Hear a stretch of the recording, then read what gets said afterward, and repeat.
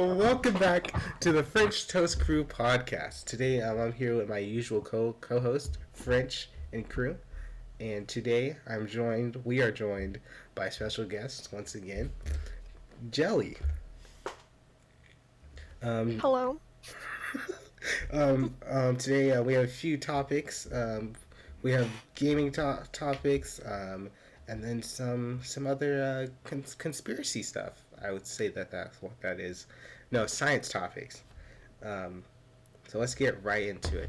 So first topic is the Black PS5 or PlayStation 5. So according to Game Informer, a third-party store called Super 5 is releasing a black PlayStation 5 as a callback to the classic PS2 console. Um, the the console looks just like the original PlayStation 5 look, but it's black. Um, Oh, as well as I think as well as the DualSense controllers. They are black with the original PS2 logo on them, and the original looking buttons on them. Um, toast, toast. The 5 hours ago, all black PS5 orders have been canceled after team received threats to their safety.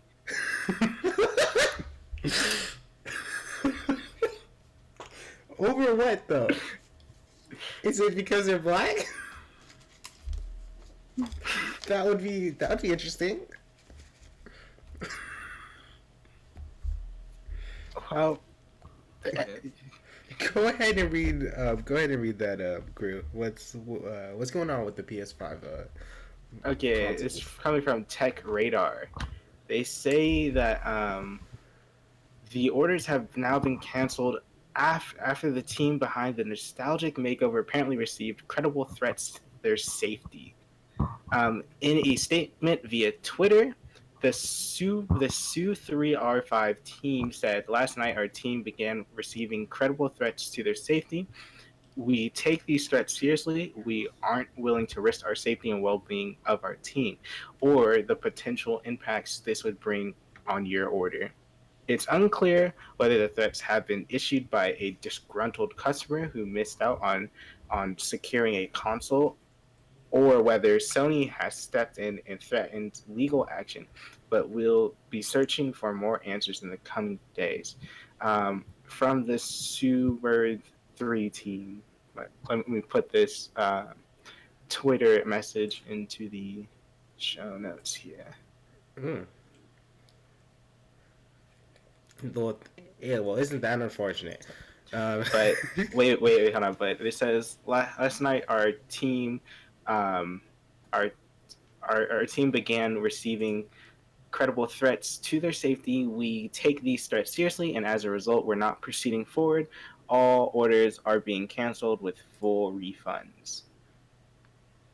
Okay. So, dang. Um, yeah. They were, I guess they were going to release the black PS5. The black PS5 looked pretty clean actually. Like like especially the controllers. They were looking clean, but they were priced pretty high though. Like for the disc edition of the PS5 Black, it was going to be $750, and then the controller by itself was $100. Yikes. Yeah, so you're paying basically $150 for the just for the painting of the each console. Which, if you really feel like you really need that black PS5, just paint your console. You know, No. just paint the white layer. It's fine. It's fine. You know, or it's just better yet, just put some black duct tape over it. Perfect. So I was gonna ask what you guys thought about that.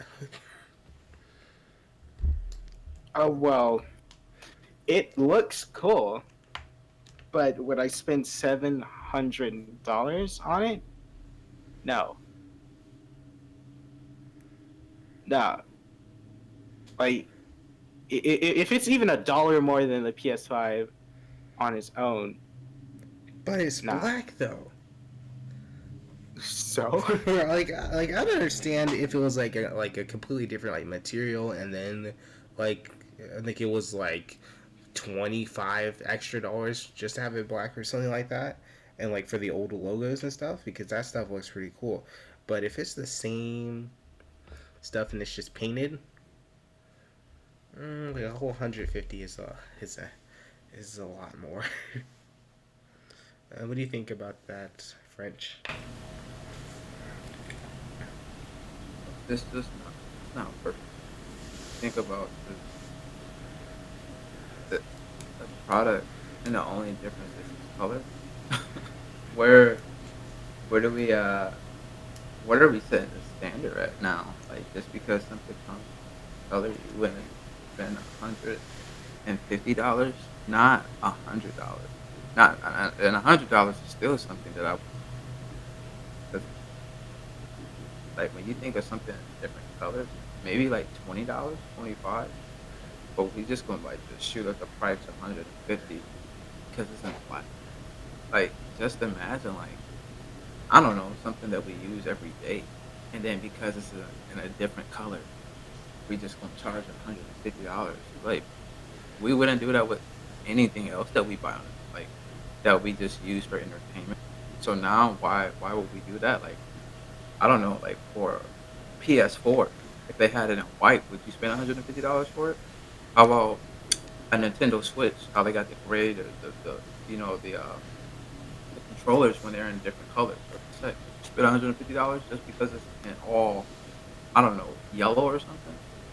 So why for a PlayStation, a PS5? Why would we do that? But for an Xbox, would you do that? If it went from being in black to now they just have it in blue, you gonna spend 100? I don't think no one would do that. Like, yeah, yeah, I want the blue version or the red version. So I'm gonna spend 150, maybe $50 at the max, but not $150 when it doesn't, it does the same thing. That doesn't even come with more memory storage. I'm just like, what are we doing? That just fascinates me. People are that gullible just to spend that much money on something because it's in a different color. Yeah, and I mean, from the sounds of it, they made a lot of sales already. Yeah. Yeah, they had the back, and just imagine now you came out with it, and now that what I'm reading is they got a back order, or they're gonna, I mean, back pay everyone who paid for this. Like, so just imagine, I didn't sold these PS5s, and I had all these shipping dates, and I profited however much because I'm pretty sure whatever they profited, they charge people twice as much, like or whatever what it took to paint these PlayStations black. And now I gotta refund your sales back. I would be pretty angry at that fact. But whatever made them change their minds to give people their money back is quite that's amazing. And I'm pretty sure they pissed off they got back. But whoever giving these threats out, I wonder if it like we talked about before just now, is it Sony or is it just customers? You know that like just like oh so that's entertaining or that's not entertaining. That's interesting. From this screenshot they posted, or this um, Crew, where'd you get this from? Was this like on a uh, website or on a? this is on the Tech Radar. This is on the Tech Radar screenshot of the thing. Oh no, no, no! From the screenshot from them saying that's from Twitter. Okay. Their Twitter is at all uppercase SUP3R5 official. Okay. Yeah. Yeah. Spending an extra $250 for to have my console a different color is a gigantic waste of money. I Okay, mean, so from what I have read about this right now, this is not from Sony. This console's not from Sony. Yeah, no, no, Basically are reselling them for a different color. For bro. people who didn't get the PS5. that is a copyright. That's why it's more money. Okay. That's That's a little Okay, bit more than copyright. okay, wait, okay. So if we're looking at this as if it's a completely different console, because it's from a completely different vendor that's using Sony as a resale, which I'm not sure if you could do that, but either way, um, yeah, I wouldn't buy a base console at $700.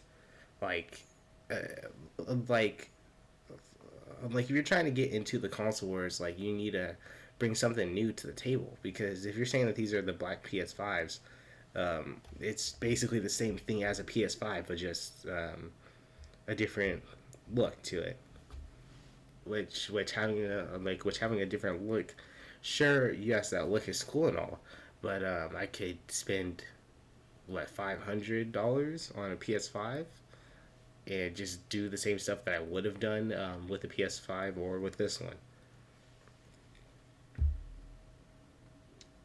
Um, what is your opinion on all that, Jelly?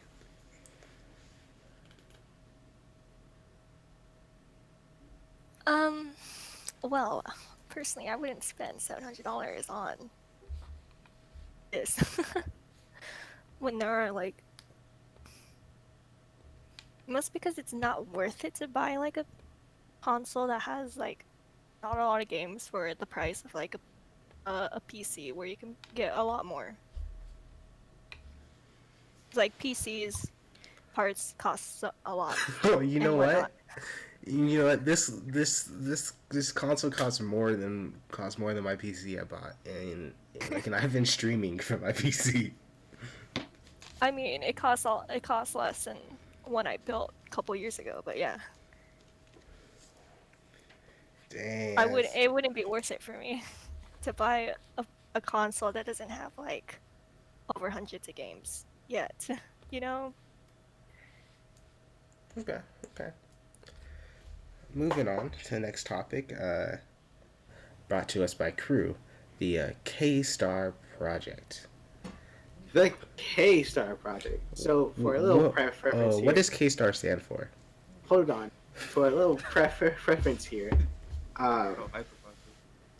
yeah, bro. Okay. For at least 2 years now, I've been following these projects. The K Star project is another project on humanity's quest to create nuclear fusion. Now, what nuclear fusion is? Nuclear fusion is how stars can convert different elements inside their core to a different element or an atomic number. So I think it goes from one, which is hydrogen, all the way down to iron. Now, the problem in stars is that when it gets to iron, the star supernova and explodes, and then the star's gone. Now, what a lot of companies are doing, or a lot of countries are doing now, is that we're trying to recreate that on Earth, minus the explosion part. We've we've we've been using nuclear fission all this time, which is a little bit different, but that's what we use in nuclear power plants by splitting the atom. Now, in this specifically, the one that we'll be talking about is the Korean's K-STAR project, which stands for the Korean Superconducting Tokamoka Advanced Research Project. There, see, I said it. I said it. This is the South Korean project, but so the reason why it's big news is because it recently broke a world record. Previously, their machine could only run for 8 seconds. As of November, it could run by 20 seconds and reaching a temperature of 100 million degrees. And on top of that, it also removed the electrons from the protons and neutrons. This creates a lot of energy that can be used throughout the world. This could put an end to the to the war on energy. For the war on energy, I'm mainly saying fuel, like oil, uh, power plants. We might not even need to use nuclear power plants anymore if this continues to get better and better. It becomes more and more widespread. Although there is problems that could come with these, it was only able to hold the 100 million degrees for 1.5 seconds before either they had to turn it off or something went wrong. Although we're still here talking about it today, so we obviously didn't blow up or anything that we know of. Yeah, this project was started in 2018, and it's still going to this day. Well, but their final goal is to put it on for 300 seconds with an iron temperature higher than 100 million degrees. 2025. So that's their end goal. So they want to do that by 2025. Mm-hmm. Okay. Yeah. I think that's That could either put a time limit on the rest of humanity, or we can be running towards a great barrier that's could be the reason why we haven't found aliens. A lot of them probably said, when I press this button, we'll start a new generation of human civilization, or whatever they were called, and then now they're gone. Are there any big concerns that we should be thinking about, like other than it failing or it like exploding, or in the event that it explodes or something like that? What do you think is the absolute worst thing that we as a whole, or we as just regular people, like in a whole different country on the other side of the world, should worry about? You know, it could wipe us out. It could straight up explode, and there could be nothing left. Or black holes. It could leave the Earth as another ball of rock. Get rid of all of our water. Um, it could give us some type of radiation that we've never seen before that can melt people. A lot can happen, especially at these insanely high temperatures of plasma. So, so with that in mind, do you think there is a that that that that there's a point in technology where, because I just stated before, like this could end all the battles like for energy and like all the need, running out of energy. Do you think that when it comes to the human advancement as a whole, do you think that there's a point where the danger is too much? Because because what you're telling me is that they're splitting atoms, and they're just and then Not splitting atom. They're removing electrons from protons, neutrons as a result. okay, so they're taking away electrons, and then where does that like energy go? Like, do they store it someplace? Like, where does that mass go? No. That's the energy that we're using. Okay, so they're using that as energy that we're using. And do we know that that energy is like completely safe? Like, do we know that that energy would like work on a power grid, or or would we need like to build some kind of tower, like some kind of new like station, or like redo all of our grids and stuff like that? Uh, you know, I'm pretty sure it's bringing out not megawatts, a bit. Well, because it's in plasma ion, right? Which we can use. We can use that energy. Now, if we're gonna need to restructure the power grid, probably not. We can probably set something up similar to what we have for nuclear power. Okay. Well, what do you guys think about all that French and jelly?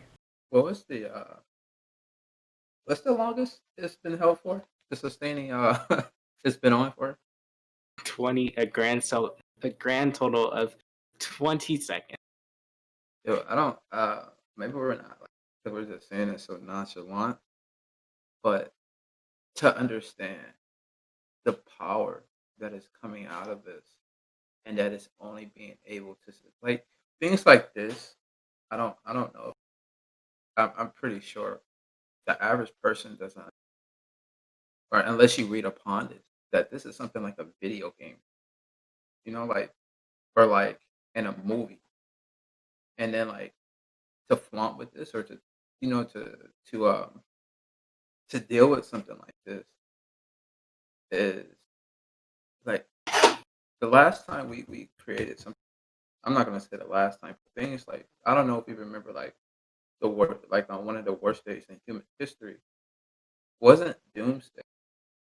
Was the day that we were able to create the nuclear, right? Because think about it, like you have that power in your hand, and whatever you choose to do with it, it will affect people, lives, countries. I mean, like families, countries forever. So now we're flaunting with something else that can not only affect just the country, but the world. And we're flaunting with like not even understanding the magnitude of what it like what it will play. It's more dangerous than what happened in World War II. And just think about how long ago that,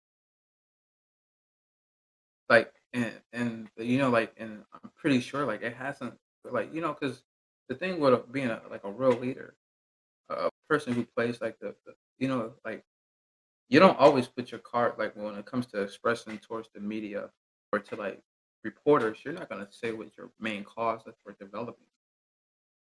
You're gonna get like a fluff piece to make everyone feel good. But there are so many like things that this could be used for that's not being stated because like if you say something, like just imagine we're the engineers working on it, and we know really what this is being used for. We out, like you won't hear from us again.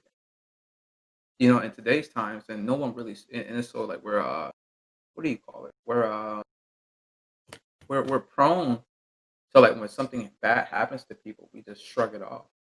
But would you want to be the engineer that you run your mouth and say like, oh yeah, we're trying to like establish world dominance, and you come out and say that, and we're established, and this is why we're creating it. So I'm just saying that for every good thing that we create, um, and I don't want to be the cynic, but we have to understand that for every good thing that we create of something like this, or a world leader, it could be like, "Hey, I'm gonna use this for the complete opposite. Or I want you to create this for this reason, but when reporters come, we're gonna give a complete opposite." And that's the world that we live in, unfortunately. And when we're messing with something like this, I don't know who said it, but it's like a black hole. So you're telling me something that we created, if it goes unstable, what, for 30 seconds? What would happen? How long would it take to be a black hole? How long would it take for a country to feel the residual effect on it if it can't sustain for within a minute, 5 minutes?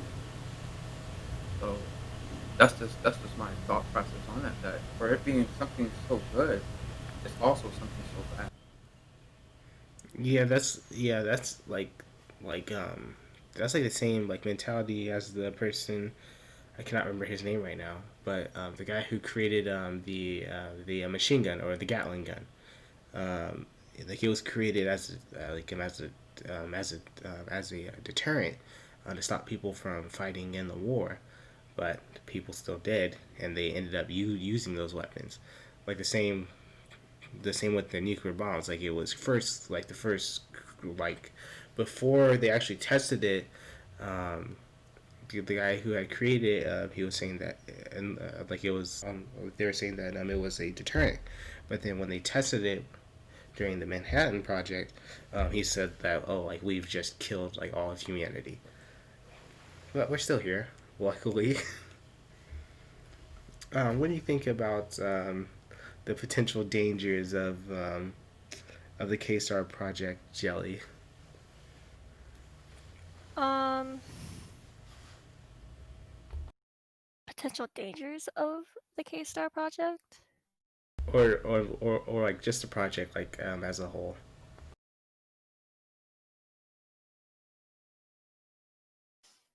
It's pretty interesting, and I would have to actually do more research about it if I would really want an opinion on it. Because right now I just see a lot of information, and you know, it's just all about their accomplishments.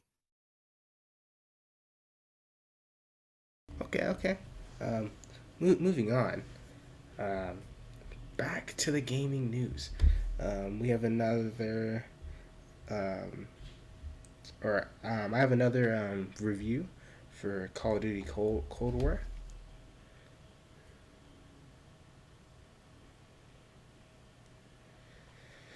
Okay, so Call of Duty Cold War was released November 13th of 2020.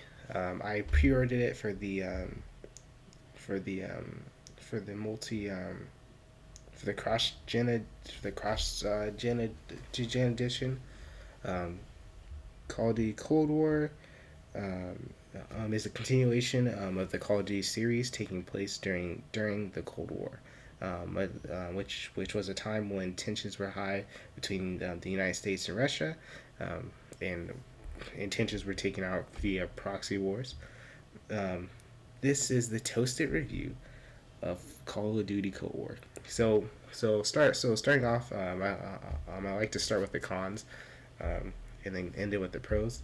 So with the cons that I've seen while playing Call of Duty Cold War was that on the Xbox One S, a lot of the cutscenes would stutter, pause, or become like out of sync like with the video.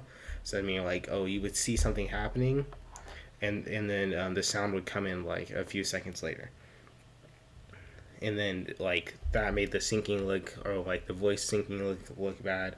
And I'm not sure if that was just because it was the Xbox One S, but it was almost every cutscene that was like that. I think the only cutscene that was synced was the very first one. And then the other cons was connection problems. I think I've seen like increasingly when you're connecting from a console to a computer, in multiplayer mode or in any mode, the game crashes a lot. It ends up kicking you, I think, out of matches. There are times when the at the score, so like after the match, like you have your scoreboard. When it's trying to load your rewards and XP for that match, I've had it crash like at least 15 times then, and then it doesn't save my progress.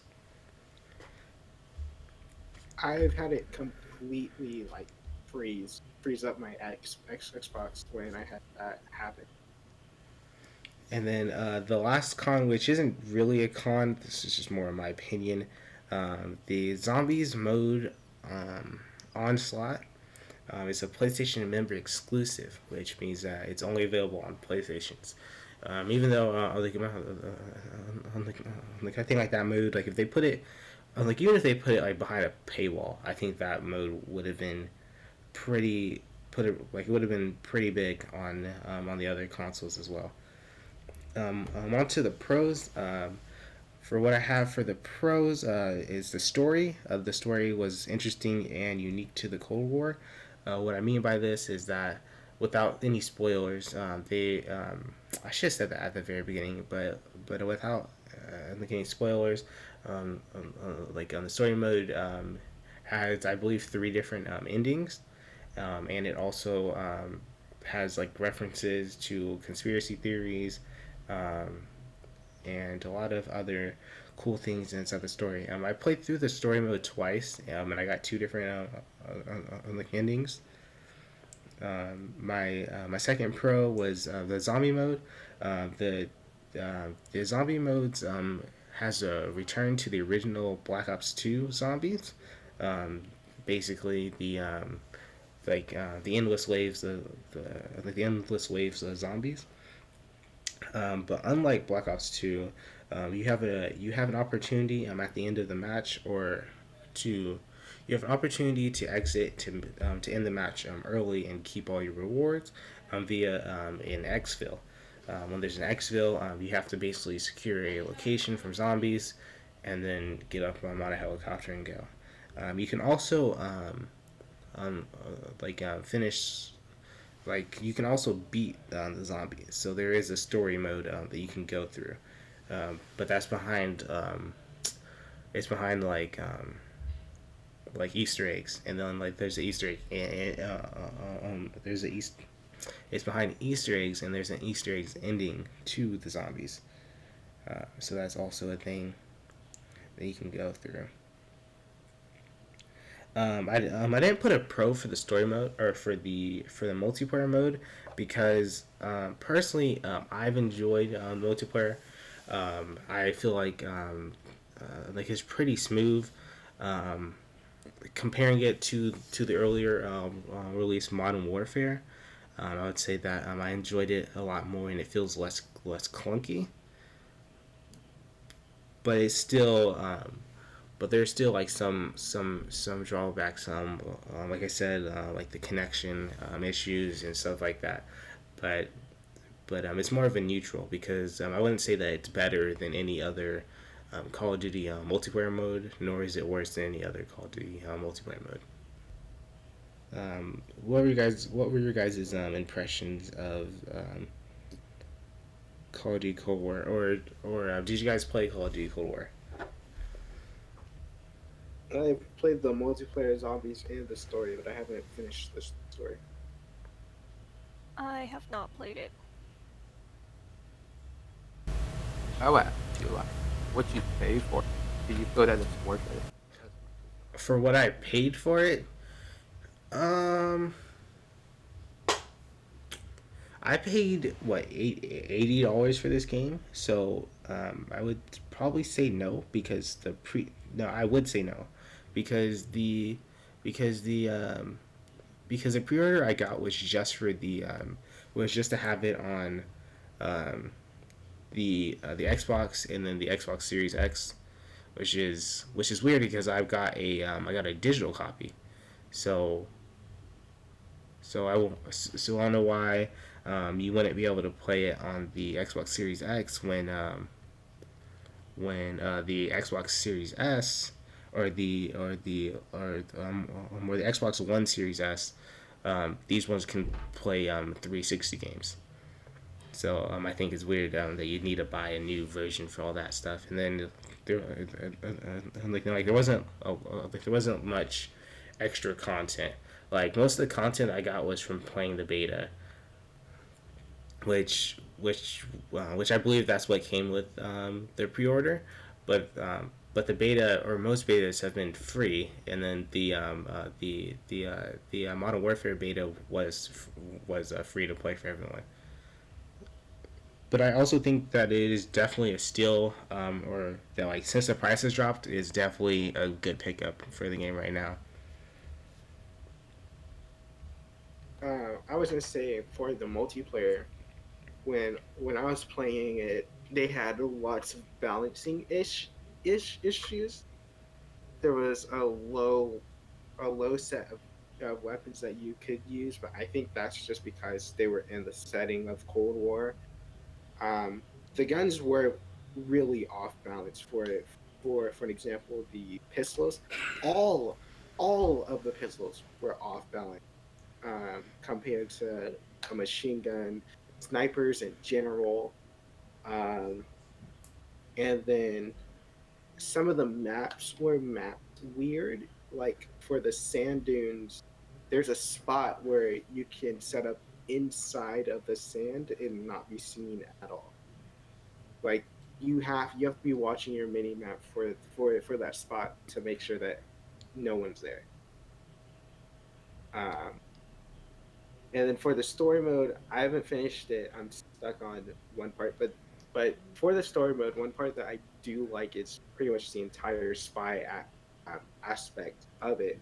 There's certain key details that you have to look for inside of missions, and if you find them, they'll be brought up in other missions. And then there's two whole missions where you have to solve puzzles that you picked up the pieces from other missions to play those two missions. Yeah, Which I think for that, figuring out those figuring those puzzles out made me feel smart, but but like it's not like they're like super like encrypted things.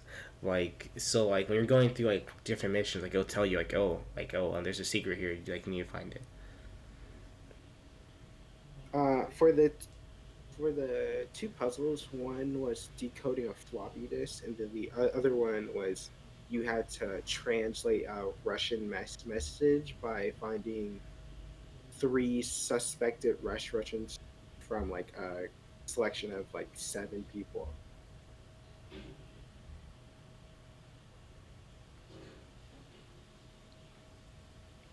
All right. Do you feel like this is not the like how would you rank this Call of Duty though? Like How, I haven't played out of the out of every Call Call of of Duty, well, yeah. How would you rank this so I would rank it probably okay.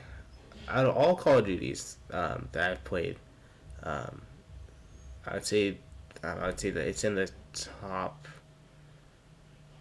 I'd say like top. I'd say like for the story wise, it's like it's in the top three. For the multiplayer and like all the other content, it's like in the bottom five or like top five. I mean, not the bottom five. And the reason for that it being like in like the top five is because like it has like some stuff that's new, but it's not like super new. And the reason why the story is in the top three is because like I haven't played a Call of Duty game where it was like you have to, like it's not just run through shoot everyone and then you're that's it.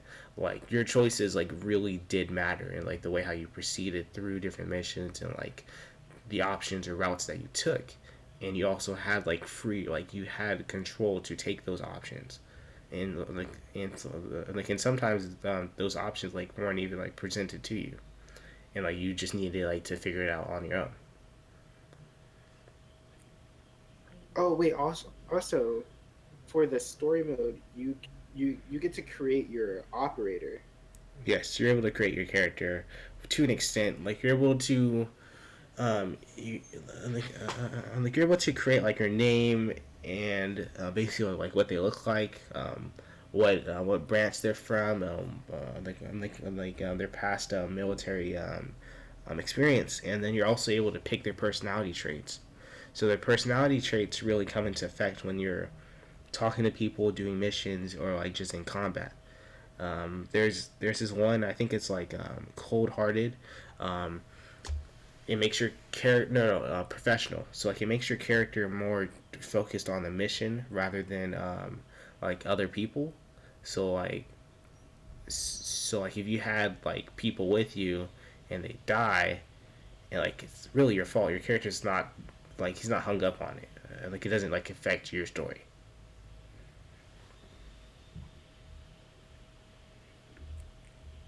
Um, for an example, for some of those that you could take in the very first act, Whoa, this whoa, whoa, would whoa, whoa. this No, is no, wait, hold on. No spoilers. No spoilers, bro. wait, I'm gonna make this super vague. Too big. You have an option between killing a prime suspect or letting them go and giving them off to a different branch for interrogation. Although you already interrogate them, you it still gives you the option to kill them or to let them go. Even though like in your briefing they say they're dead or alive. So it gives you that choice. And depending on what you choose, it could affect the story. Okay. All right. Moving on to the next topic. Since we're close on time, we'll talk about the releasing anime for this week. Crew, take it away. Let me pull my list up. But from the top, we had the Promised Neverland come out. I think that came out yesterday. Right? Today's the no. It came out on the 6th. So the 6th was Wednesday. It came out on Wednesday. The one that came out after that was, I believe, coincidental uh, quintuplets. Season two of that came out, and then Attack on Titan was delayed until the 14th, which is also when Doctor Stone comes out for their next season of the Stone Wars. And then that's what I know for right now. Okay, okay. So be on the lookout for those animes. Personally I'm looking forward to Doctor Stone. I really did enjoy the first season. Um, yeah, it's getting interesting. How about you, Jelly? Um, I'm interested in The Promised Neverland.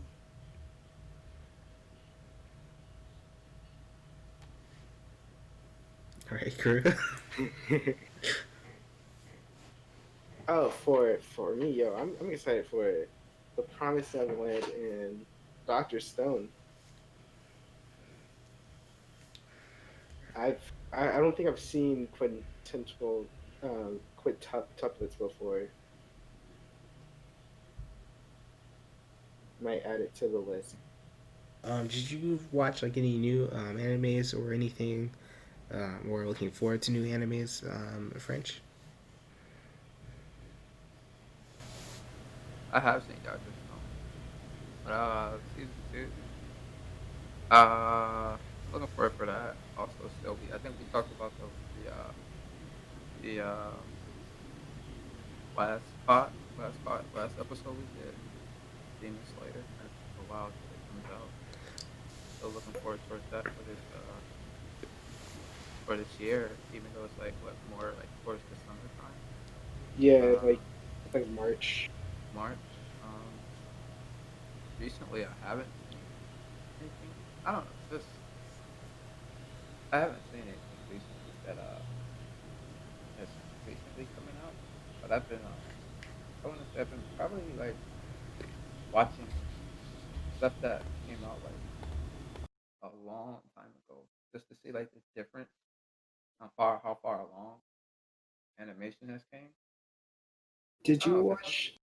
go ahead. Did you watch anything after Tokyo Ghoul? Yeah. Well, uh, what have I watched recently? I pushed through Demon Slayer. Uh, like me and a couple of my friends or whatever. Bless you. Question. We pushed through that. What else have I pushed through? I need to get on the phone to see actually what I've been watching. Give me a second. You guys can talk. Let me bring up my phone. I seen been pushing to Attack on Titan. I've been watching that lately. Uh,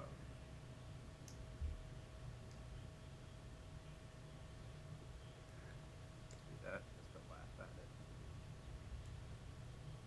Uh, just laughing because we watched Black Lagoon. It was like, Um, what the world is this? But Black yo, Lagoon was a Black classic. Lagoon. 2000s or whatever. Yeah. Yeah, I was just like laughing so hard just to see like the difference in like animation years ago and now. Man, Uh, Black Lagoon to Japan since 2020. like there's so many like samurai shampoo. I don't know how you say that. Like I'm watching the old stuff and the new stuff, but Attack on Titan, and I gotta go next. But just I've been watching like a lot of retro stuff lately, just to see like I don't know, cause I like sometimes like you get caught up in watching like trying to watch like what's recently that you can't like I just like to see like the process of how things like how far we've come. Or are we just still stuck in a period of like just everything seems the same or whatever? Because what I was looking at, I was just watching like certain shows or whatever. Is that you kind of have like somewhat of the same characters. I don't know if you like pay attention to that, like the like certain age brackets of shows. It's like the main character is either dark and he doesn't have he has somewhat of a personality, but it's like you're figuring it out throughout each episode, and then eventually towards the end of it, like he comes like giving his emotions towards the female counterpart, and then eventually like you see somewhat of a prevalence of who he is or how he feels about like the father or another brother or something like that. They're giving more emotion, or like um, or you would have like the main character is like somewhat like he's like in touch with his emotions and he just gives off a lot of expression. And then it's like he's always like thinking to himself, like caring extra hard, like trying to prove himself to others or whatever. And it's like I don't know, like you could tell like the same like the character base is kind of like it runs off like kind of the same main character. So just just trying to see like what's the difference between years? Did this just start happening or did it just happen and like no one picked up on this trend or whatever like that? So I just like I was just interested in that because I was like, why am I keep seeing the same like main characters? It's just the show's just different and their names are different. The main characters are different. So just trying to watch a sense of variety. Like, I don't know if like anyone else thinks like that, but you put it together, like it seems like characters are the same, like main characters.